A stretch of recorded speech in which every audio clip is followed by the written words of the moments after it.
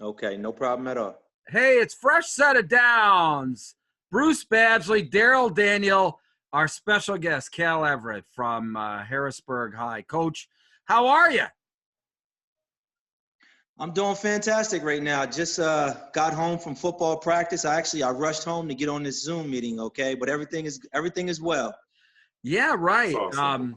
You second week in a row here. Gosh, it's got to be a whirlwind going from not having football to then, getting football back, and now consecutive weeks where you're going to pick up a game on a Tuesday. How does that feel? It's not a good feeling, but it's just it's a lot of chaos, to be honest with you. But I'm just happy for our kids, so that's where I get the joy, because our kids are, they have the opportunity to play some football, and that's the joy that I get. Right. I think a lot of people don't really understand the challenges, being at Harrisburg, being at a city school, trying to keep those guys together. Like this offseason, during this time, with the up and down of whether the season's going to play, what were some of the things that you were able to do to keep the guys on task as far as staying focused on possibly playing the season? Well, that was the biggest challenge. Yeah. A lot of people don't quite know, but we've only seen our kids for 2.5 weeks. Yeah. The whole summer. Right. And then up until we started in September, like the second, third week in September. So I haven't seen my kids literally all spring or summer. And then, we were able to put together 2 weeks of practice, and then we had another week to prepare for a game. And, it was challenging, because a lot of our kids were, they were being led to believe that they'll be better off going to another school, and right. the whole transfer situation, because, there are a lot of people poking at them, and rightfully so. Their parents were looking at other opportunities as well. If we're not offering athletics, then, they were trying to go somewhere that did offer athletics. So I was dealing with that constantly. And I mean, constantly. That was really challenging. Yeah. But, I just, remained positive. I, stayed in close contact with all of my kids and their families, as much as possible, and just tried to, reassure them that, whatever's meant to happen is going to happen. And, and I let them know, I support whatever decision they made, because I understand. But, right. It all worked out where, we didn't lose any kids. And, we're just thankful to be in a situation we're in right now. And I think that's a testament to you and your program, and the respect they have, because, again, you have, like you said, you haven't seen your kids most of the summer. And not only that, you guys, first game, you guys came out ready to go. So that means those guys on their own, they were working out, they were staying in shape. They come out to be a Berks Catholic team that has played 3 games already. I mean, that says a lot about your program. And then you got another game this week. So now I think, too, now the kids understand, if we get rolling, we got a chance to get in the playoffs. We got a chance to get back to where we belong. So, I think that's a testament to what you have done over these last 6 years with the program. Those guys coming around, obviously, I've worked with a lot of guys out there from Harrisburg, and just, knowing, what you have to deal with on a daily basis, what people do not understand. But again, I think that's a testament to you, and people have to understand and respect what you're doing with that program, to this point. Well, thank you. It was very interesting. I had an opportunity to speak to Coach before the Berks Catholic game, and quite honestly, I guess you were telling the truth. The fact of, you had one starter back on defense. You really didn't know how things were going to play out. And, boy, you just strapped it on and played instinctively. What were some of the things that you took away from that Berks Catholic game, Coach? From a positive standpoint, our guys competed. They definitely competed. We executed pretty well on offense. Defensively, I can't fault them too much, for the touchdowns that they did give up, because, we had literally 2 days to prepare for a wing tee offense. And with 9 or 10 new faces, I mean, try that once, please. Anyone absolutely. Football, they know that that's nearly impossible to do. So, we just tried our best with that. we have a lot of young guys, I'm really optimistic about. So, those are some of the things that I took from the game. Well, Right. And I think the biggest thing, everybody talks about wing T, following the guards and things of that nature. As you know, with a wing team, the only thing you need to worry about is getting across that line of scrimmage and being physical. And you guys played on the other side of the line a lot. So getting that penetration eliminated all those counters and all that stuff. I mean, they got you a couple times with the counter play, but like you said, if your eyes are not trained to see that, it's hard to do it in 2 days. But being physical at the line of scrimmage, not letting those guards get to the sides. And I mean, you guys, at the end of the day, it seemed like the mindset was, let's go be physical and see what happens. And I think you guys did a great job of that. That was the message, Yeah. From a schematic standpoint, we're not where we need to be. But one thing we can control is just being physical and controlling the line of scrimmage. So that was the message. Absolutely. what are you looking forward for the rest of the season now, Coach? I'm just looking. Well, first I'm looking to get some more games. Right. Yeah. Right. Absolutely. And I'm just looking for our guys to improve week by week, in which I think we will. Our guys are hungry. I don't have a lot of kids out this year just because of the dynamics of everything that's going on. Mm-hmm. But the guys that I do have are quality guys, young men that have, they stuck with everything, and they fought and fought and fought. And, and I'm just expecting those guys to get better and better each week as we go. Mm-hmm. Well, hopefully that's an incredible, like Daryl was saying, it's an incredible testament to, your system and your coaching staff for what transpired here over the last couple of weeks. And, listen, thank you very much for your time. We really appreciate, like you said, running home, even before you got dinner, getting on the call here. And listen, we wish you all the best the rest of the season. That's for sure. All right. Thank you guys so much. I really appreciate you having me on here. Thank you very much. All right, Coach. I'll talk to you soon. All right. Take care. Take care now. All right. Pretty incredible story there, Daryl. I mean, I really wasn't aware of what Coach talked about, the fact that he'd really only seen these guys for a couple of weeks because of everything. And wow, I mean, you pointed it out. I mean, how people don't really know the influences. And quite honestly, I wasn't aware of the fact that there were people and other opportunities that were coming calling for some of these players on that roster.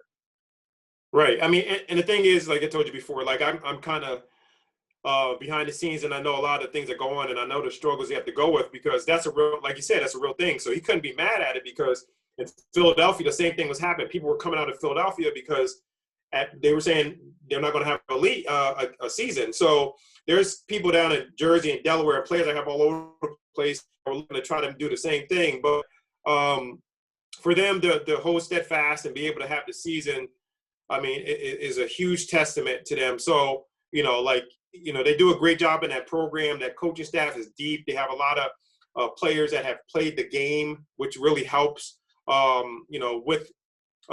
with holding kids, So, I just think, as these, they start to build up the season here, looking to find games. Again, they're going to have to travel to find teams because some schedules are set, with the 7-game short schedule. But I think they'll be able to get it done if they can hopefully get about 5 or 6 games in.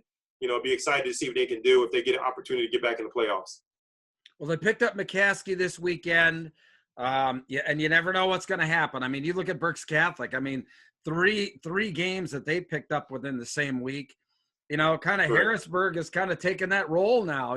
When somebody drops out, hey, they've got an open slot. So, I mean, you don't right. wish ill will on anybody, but Harrisburg is there to really, right. Play anybody in case they need a game. So, right. It's going to be really, it's going to be fun down the stretch to see how this all plays out with them. But, and last then week. One more thing, as we talk about with the summer, a lot of schools, they weren't allowed to, especially when COVID hit, when March hit, and over the summer, they weren't allowed to have activities at their school. So that's what he's talking to. It was hard because he wasn't allowed to have kids at the facility. So if kids didn't have other avenues like trainers or anything like that, kind of like what I do, if they didn't have nothing like that, you were hoping that maybe the seniors got the guys together. They did things, but we couldn't even get in groups or do things like that. So Yeah. I mean, he was defensive it was starter really back tough in a then. lot of schools.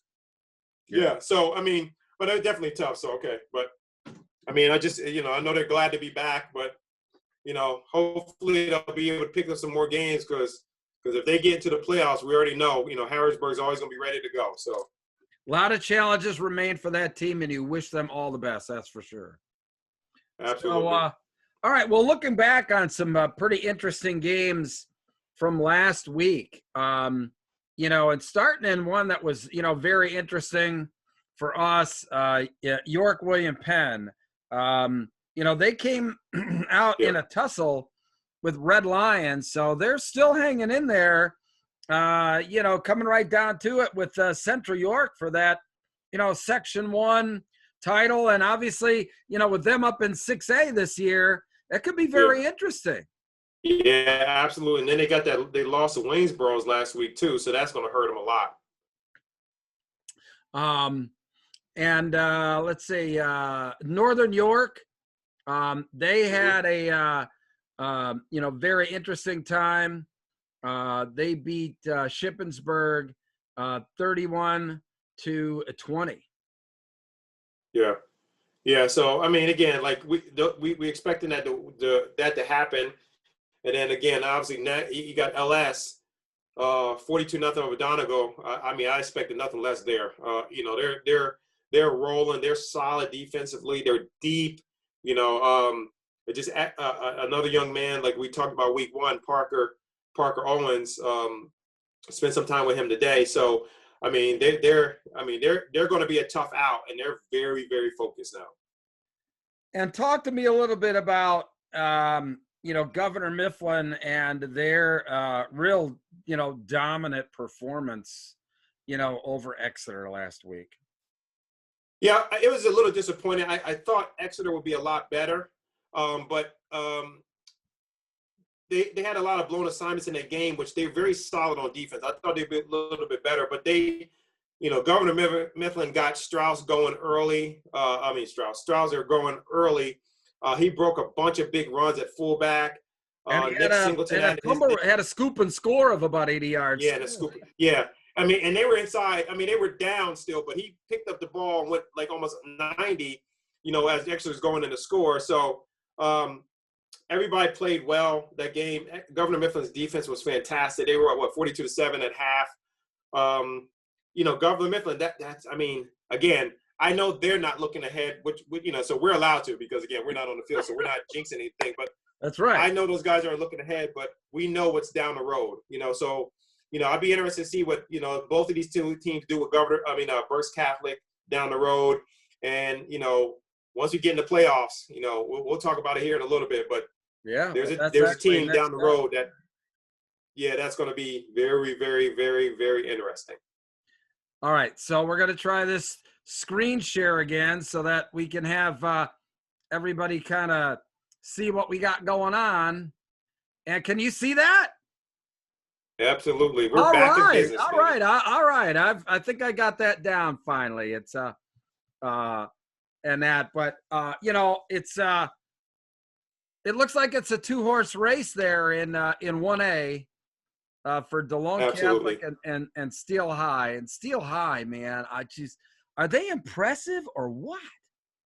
Yeah, and I think because of the schedule that they play and that they always play up bigger schools, I think DeLone Catholic's going to be overmatched. But again, you still have to play the game. But I think Steel High, if they stay focused, their coach does a good job with them. I think this is the year that they're going to finally get back to that state playoff status.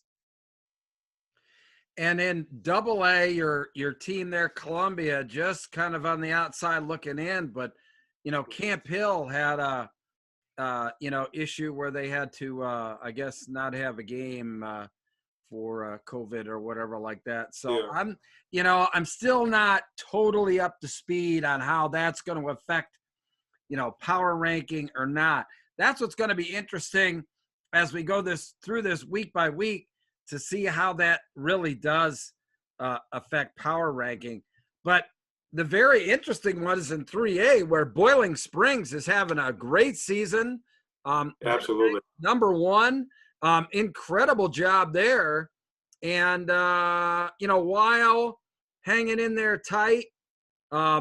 Middletown now, in third place. We're taking the top four. So it looks like there's, wow. I mean, 8 teams literally still had a shot to make the playoffs there in 3A. What do you think? Yeah, and it'd be interesting because, Boiling Springs and Middletown playing this week. So we'll get the, kind of like last year, we got to that week 6, 7, and we started finding out who was a team that, you hate to say it this way, but who was for real and who wasn't. So we'll find out this week where Boiling Springs is legit number 1 team. Yeah, absolutely. You're right. I think that they play Middletown this week, if I'm not mistaken. Correct.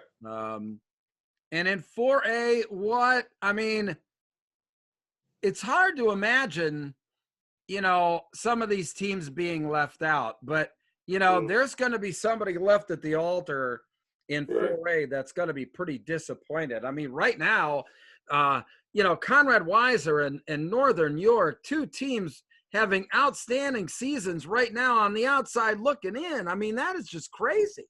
Yeah, it is. It is. But we'll see. Like you said, we still have, 3 or 4 weeks left, so we'll see what happens. And then the good thing about it, Lampeter Stroudsburg and Elko play each other. Some of these teams play each other, so it's going to help settle some things. Yeah, unfortunately, the one thing that could be a detriment to Weiser is the fact that I think that they're going to have a difficult time because, they're going to need some help because their power rating, of the teams that, they're playing is really not very good. So that could be a thing that's going to hurt them. And it's really interesting to see how it's all going to play out for Northern York as well. 5A, wow. Governor Mifflin, not surprising there. Look at Waynesboro, number 2. Right. Clearly the surprise team in 5A in the district, I think, this year, followed by Warwick, Gettysburg, who's moved up to 5A this year, and then, number 5, Solanco, who happens to be playing Warwick this week. Get out. Yep. Yeah, so this week 4 is going to be judgment week. So we're going to, in a lot of classes, so we're going to be able to see who's going to make some moves. So this week is going to be big for a lot of teams. It's really going to be big, obviously, the next 3 weeks. It's, regardless of how it shakes out, we only have 3 more weeks left before the, before the districts start. So it's such a condensed schedule, like we were talking about and have been talking about for weeks here now. There are so many elimination games right now with only 4 teams available. You might as well say these are playoff games. Absolutely. Even though they're not, they're technically regular season games. Right. Because in 2 weeks, you can actually say that's like in 2 weeks, we'll start the first round of district playoffs. If you want to be, we want to try to make it as close to last year as possible, because in 2 weeks starts district. So, everybody start eliminating themselves next week. And in 2 weeks. Yeah, right. And wow, 6A, look at there. Central York, William Penn, 2 and 3. Obviously, Central Dauphin, has had just carried the momentum from last year into this year. They played extremely well.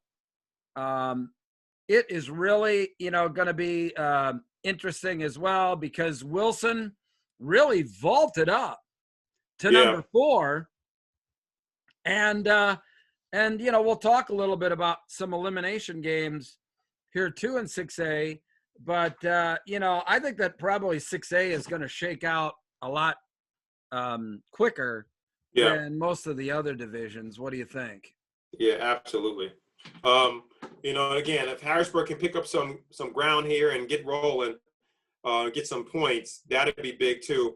But like I said, it may be tough this season if they can't get the games. But if they can get some games, get 4 or 5 games, maybe 6 games, and even if they're lucky to get 7, I mean, they're going to obviously we're going to be in there. But Central York looks like they're almost a lock to make it this year, unless William Penn can get an upset. I would agree. I would really agree in that. And wow, that's our actually second time we're showing the power rankings on the show. Pretty good there for an amateur here on these Zoom things. But I think we're really starting to shake out into some really important games. Starting this week, I think that there's some really gargantuan games out there, and the first one, Boiling Springs, who's 3-0, is at Middletown. Could this be an elimination game for Middletown if they happen to get beat? Almost has to be. The only way it would work if Boiling Springs beat them and then all the teams above them lose again. But yeah, I mean, again, week 4, this is going to be a big week for a lot of teams because, again, some of them could be eliminated for playoff contention and some of them can make big jumps. And the game that, I'm going to be at this week covering, I'll be on the sidelines. Warwick is at Giant Killer Solanco. Solanco, they've beaten Cocalico and Manheim Central in consecutive weeks. Now Warwick. Wow, what a stretch. Right, and that is a hike down there to where Solanco is. So, yeah, you're going to be on that bus for a long time. I know the kids aren't at school and stuff like that. But again, that matters now because now you got a long bus ride. You got a lot on your mind. Again, like we talked about last week with Governor Mifflin Exeter, I said it'd be interesting to see what happens if someone gets down 14-0. And we saw what happened. So, a lot of things can happen in this game, but I think Warwick, their coaching staff they have a very good coaching staff over there, and I think those guys will be ready to go. But again, you can't after these last 2 weeks with Solanco, you can't count them out. Yeah, absolutely. And Waynesboro entertains East Pennsboro. Waynesboro putting their undefeated record on the line. East Pennsboro actually off to a very good 2-1 start. What do you think about that one? Yeah, this game is going to let us know about this Waynesboro team. They played a great game last week. I think they're on a roll. I see them maybe getting to 4-0 this week as they continue to roll into the playoffs. Yeah, I do too. I mean, like I said, that's when you talk about a bus ride, that's a bus ride to get to Waynesboro. I mean, yeah, it is. But that's where they shine in hosting teams and that. And I like Waynesboro a lot so far, and wish them all the best in kind of being the surprise team here in 5A so far. Berks Catholic for our Berks League game, probably the best game is Berks Catholic at Exeter. Both of these teams kind of licking their wounds after getting beaten pretty bad last week. What do you think about this one? Yeah, it's going to be the team that can regroup, put last week behind them, and understand everything they want is still in front of them. So which team is going to be able to do that? What team is going to make adjustments? What team is going to say, well, you know what, last week we didn't get this done, so we got to add and make some changes here. So, it'd be interesting to see. This game is going to be a big game. This is going to be one of the games I'll definitely be watching. Yeah, I agree. I think a really interesting matchup in the Mid-Penn is Cumberland Valley at Bishop McDevitt. McDevitt undefeated. Cumberland Valley, they string a couple of wins. They still have an opportunity to make the postseason. What do you think? Absolutely, and I think Bishop McDevitt is going to this game understanding where Lampeter Strasburg is, where Berks Catholic is. So if they can get this win against a 6A team, those points will be huge, and that strength of schedule will be big. So now at this point, that's what helps Bishop McDevitt because all those teams they play out there are usually 5 and 6A teams, so that helps them out a ton. Yeah, I tell you what, Lech Powell had a really good game there, quarterback for Bishop McDevitt last week. and they really seem to be on all cylinders and Right. that. But Cumberland Valley, you can never put the fact that, you have such, a larger school going against a smaller school there. So this is, I think, the most intriguing matchup, really in the district, this Absolutely. quite honestly. Mhm. And an elimination game in the LL League. Manheim Township at Hempfield. Hempfield right now, quite honestly, they win this game. Boy, they almost solidify, a playoff spot. Manheim Township, they lose. Probably they lose the opportunity to move on. What do you think? Yeah, and Hempfield, I knew going into the season because I've been fortunate to work with some of the guys on that team, and I knew what they had coming in. We knew Manheim Township was going to be young this year. We turned only one starter, but they are very good though. They are very good on defense. They're very good on offense. They just they ran into a Wilson team that ran the ball very, very well. But they're going to put a lot of pressure on Cameron Harbaugh. So I think he'll be ready to play, and they just got to be able to protect him. Because if they can protect him, he gets some time to throw the ball, he'll be able to keep them in that game. So I think that's going to be a very, very good game, and I think it's going to be a good game for Cameron. Obviously, like you said, but Manheim Township knows that if they lose this game, they're out. So they're going to be out. They'll come out ready to play. Yeah, Hempfield, I mean, their loss was at Exeter, and very tight game. I think that was a double overtime game. Mm-hmm, So, it was, yep. That was a very tight game. I'm just trying to connect the dots insofar as, how even in the 5A, how, Exeter can even get in is if Hempfield keeps winning, that helps Exeter's power ranking. So, you look at how all of this stuff connects the dots with the power ranking and who they played and boy, how many games that they win.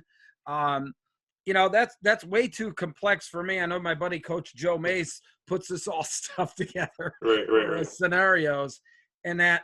But I think it's going to be really tough for Manheim Township to go into Hempfield, and beat them, especially with riding a 3-game winning streak or what have you. So I kind of like Hempfield on that.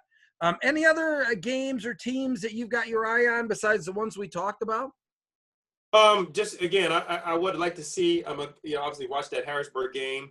I would like to see what they're able to continue to do, and if they can continue to add games to their schedule. I'm sure they'll probably even look as far as Philadelphia. I know some teams up in Philadelphia that are probably looking to get games.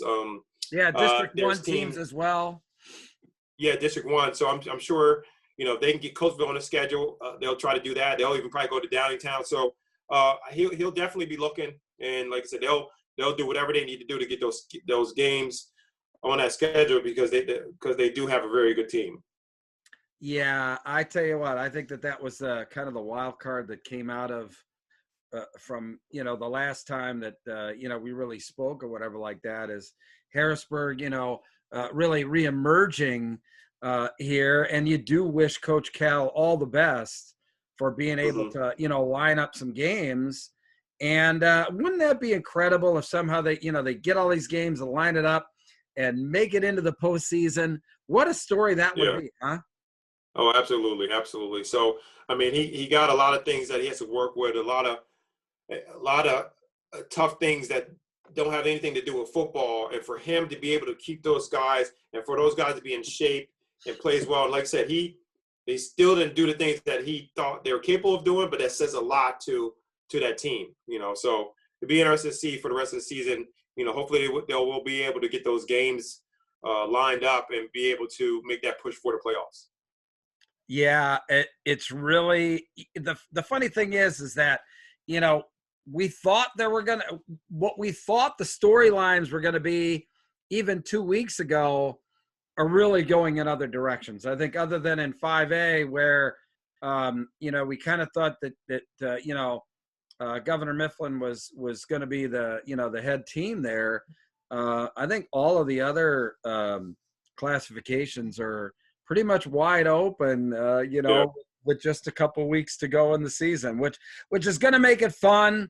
It's a shame, quite honestly, that the season is, as short as it is, but hey, we're all just glad we have football. I mean, you can see across the state how many games have been canceled, how many teams have, had to postpone.